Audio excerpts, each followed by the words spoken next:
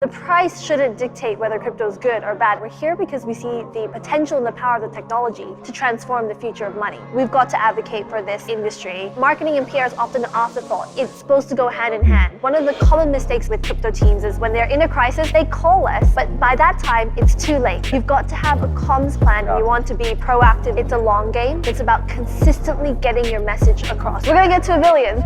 What's up, everyone? We're here with Sam Yap from YAP Global. Sam, I've known you for a while, actually. We've known each other for years, I knew you when you were first starting out, and wow, what a growth since then. Yeah. We're here at Solana Crossroads in Turkey. Look, we're taking 5 minutes of your time. I don't want to take too long, but maybe tell us a little bit about what's YAP. What are you guys all about? I know you guys do PR and media and these sorts of things, right? But maybe a little bit of background. What are you doing here? You know, what is YAP? And we can talk a bit about like what maybe projects can learn when talking to the media in the crypto world.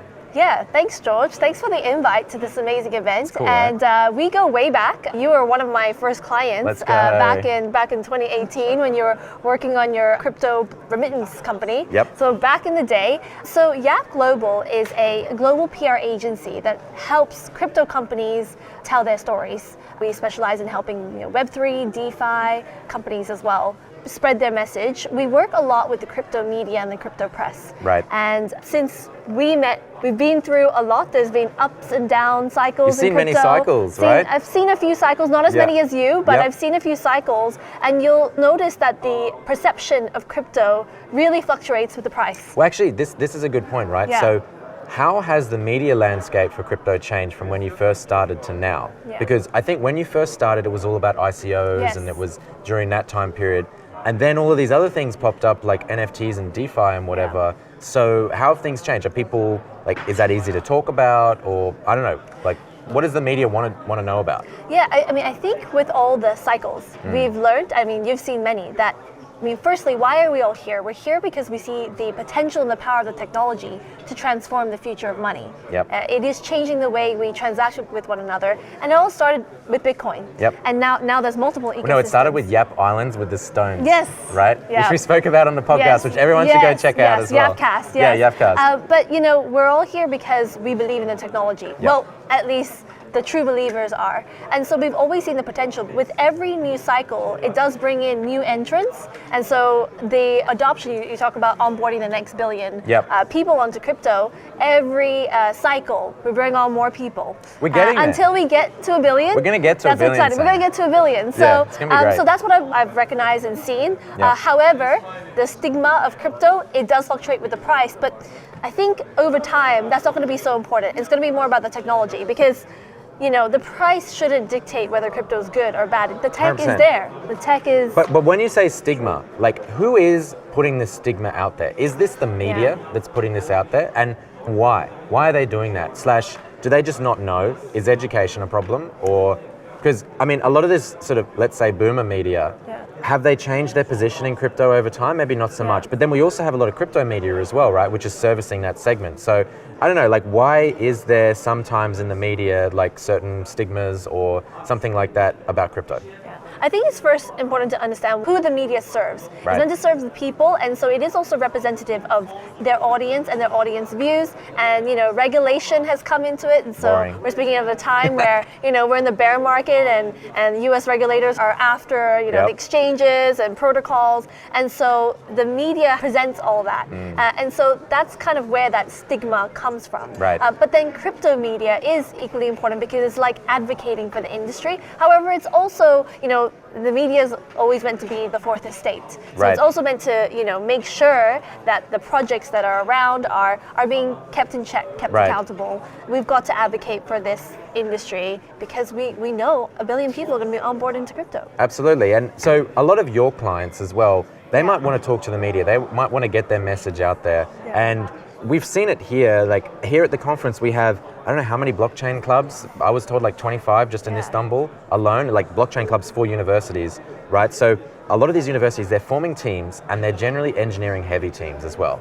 So they don't have people that really know how to talk to the media or anything like that. So is that something that you see, number one? But also, what are the things which your clients are asking for when they're looking to try and talk to the media? Or how should we even go about that? Because let's say a client has hey, my coin does a new thing or something, I want to tell the world about it. Is that how it works? Like, then you can just talk to the media and be like, hey, can you care about my thing? Or are they like, no, I don't care? Like, what's the deal? Yeah, so one of the things that drew me into this industry was just how smart the builders and the founders are and how excited they are about the tech. Yeah. But they're very deep into it, and developers as well. I mean, they speak another language. So it's really important to translate that to their users. So it's really important, and you mentioned education. So it all starts with education. And sometimes, we've seen over the last 5 years of me, helping companies with You've their been educating PR and comms, for a long time. been educating a lot. Yeah, it's interesting because marketing and PR is often an afterthought with tech savvy people. Yeah. However, it's supposed to go hand in hand. And so while you're trying to find and hire for developers, equally you should be looking for your marketing manager, your comms manager, your comms team, because that is going to help you gain more awareness and users for your platform. Well, that's the thing. Like, if no one knows about your product, Exactly. it's never going to grow, and nobody cares, right? Yeah. So I think a lot of people focus. The problem is, I have a product and I need to build a new feature or a new thing, and I need more developers and that sort of thing. When actually, probably they just need people that can tell their story as well, right? Yeah. So I guess in terms of the comms and like, are teams good at that? Are they hiring for comms? Should they be? Yeah. And also we can talk about crisis comms as well, right? Yeah. Like when something goes wrong, who do you call? It's not the Ghostbusters. Yeah. I think it's Sam. But yeah, tell us about that. Well, I think when you build a company or when you build a project platform, people look at risk management. Right. And they think about, okay, how do you secure the network and protect users? But they don't actually think that comms is also part of risk management. Yep. Maintaining your reputation, because it takes years to build up your reputation, but it could take one hack or minutes to break it down. And we've seen that. Actually, I just heard a talk and I was looking at the stats of how well the Solana ecosystem has been doing, and I see Mango Markets is still around, but I know last year they recently had a hack. But then you've got to recover from that. If the project has recovered, but you've got to communicate and shout about it. Otherwise, you will be remembered as, didn't that protocol get hacked? Aren't they dead?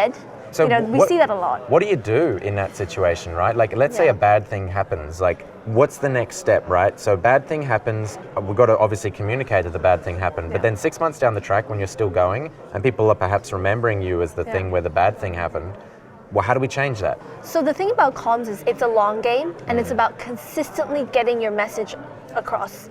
So it's not just only when you are launching your V1 or V2 or your testnet and your mainnet. It's constantly putting out what you're doing, speaking to the media, speaking to the press. And one of the common mistakes I've seen with crypto teams is, yes, when they're in a crisis, when they get hacked or when there's a vulnerability, then they call us. But by that time, it's too late. Right. You've got to have a comms plan and a comms team in place to react and respond to it in a proactive way. On Twitter, put out a statement, keep your stakeholders and your users aware of what's going on, be transparent. But often it's like a quick tweet, and you can see that it looks rushed or it looks reactive when you want to be proactive in a situation like that. And we've seen that happen before. Like we've seen a big hack happens and then everyone's like, what's happening? What's going on? And then the situation's getting worse meantime that no one's speaking. They're all waiting for like the founder of the project to make a statement and they just don't. And that, I guess, would be an example of bad comms, right? Like you've actually got to be out there. The FTX collapse, we're going to mention that. A part of the loss in confidence for the exchange was due to comms. Yep, was due to Sam, like with one tweet, letter, and like one tweeting, letter tweets. and tweeting, and that's when you lose trust and confidence in the platform, and so people started taking money out. So it's all about comms. People don't think about it, but it's that risk management that you have to consider. But I think the interesting thing is we're in this tech-heavy industry where people just think about numbers, but comms is one of those things where it might seem soft, but it's equally important. Absolutely. So we're here in Turkey. We're here at Solana Crossroads, and we just had a presentation before from Austin from the Solana Foundation, and he was talking about some of the stats with things. But before that as well, we were talking about Turkey in particular as an emerging market. And you were saying to me just before that you didn't realize that Turkey was this big, right? We're talking like tens of millions of active crypto users. But if you read the media every day on some of the large, publications around the world, you wouldn't really know that, right? So why is that? Well, what's the problem there? And markets like this, where there's so many crypto users, wouldn't you think that this is where all of the action is happening, and this is where, we should be knowing more about this? So I don't know, who's dropping the ball, or I don't know what's going on. George, I want to thank you again for putting this event together and inviting me, because it's really opened my eyes to the Turkish ecosystem. I've always known that, Turkey is one of the places with the highest adoption of crypto. We've seen the numbers, but nothing takes away from being here in person and just seeing the community out here and around and engaging with one another. One of the reasons why is actually crypto media, but also global media. It's very US and European centric. So there's often, I don't know if it's the language barriers as well, but there's lack of coverage of what's happening in Turkey,